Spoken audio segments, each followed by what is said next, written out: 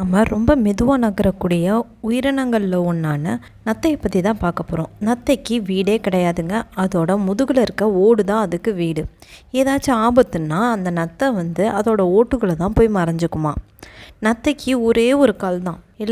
எல்லா சின்ன சின்ன உயிரினங்களுக்கும் பல கால்கள் இருக்கும். ஆனால் நத்தைக்கு ஒரு கால் தான்.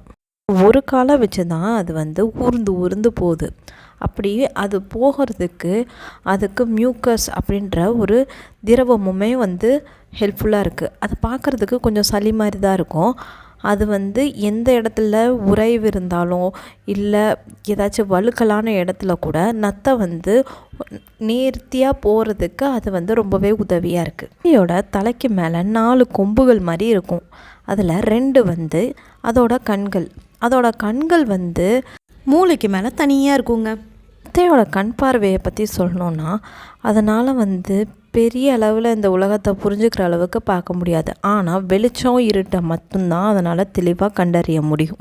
மற்ற 2 கொம்புகளுமே அதுக்கு தொடு உணர்வுக்காகவும் வாசனை உணர்வை தெரிஞ்சுக்கிறதுக்காகவும் இருக்குது.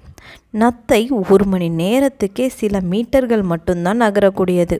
ஒரு நத்தையோட உடம்புல ஆணுறுப்பு பெண்ணுறுப்பு அப்படின்னு 2 உறுப்புகளுமே இருக்குங்க. இந்த மாதிரி இருக்க விலங்குகளை ஹெர்மாஃபோட்ரேஸ் அப்படின்னு சொல்லுவாங்க. என்னதான் நத்தையோட உடம்புல ஒரே உடம்புல 2 பாலினமும் இருந்தாலும் இனச்சேர்க்கையின் போது 2 நத்தைகள் தேவைப்படும். அந்த 2 நத்தைகளும் தன்னோட விந்துக்களை மாற்றிட்டு அதோட உடம்புல கருவுற்ற ஆரம்பிச்சிடும்.